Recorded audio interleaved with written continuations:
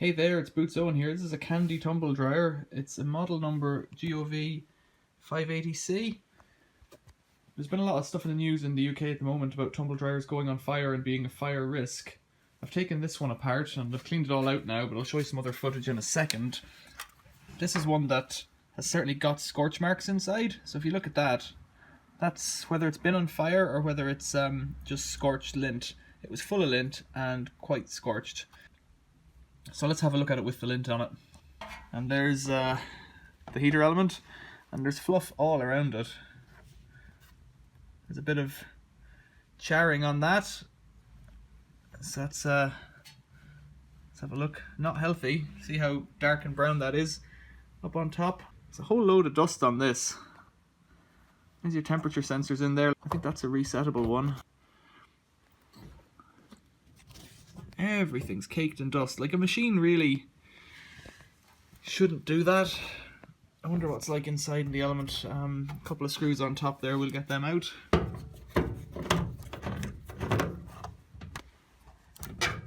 Lifts up, looks out.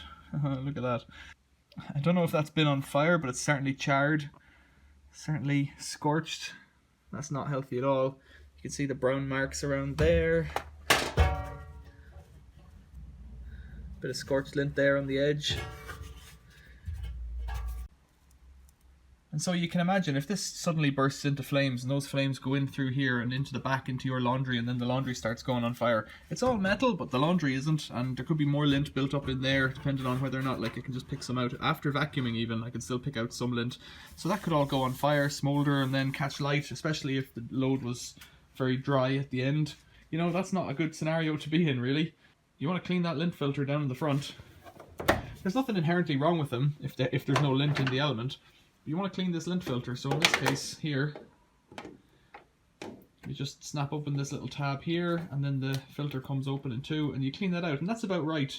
That amount of fluff there is about right for one load. So every time you use it, you should clear it out afterwards, and then check that it's been cleared out before, because if you're in a busy house or in a busy family, somebody might forget to do it. And then, let's turn it around the right way.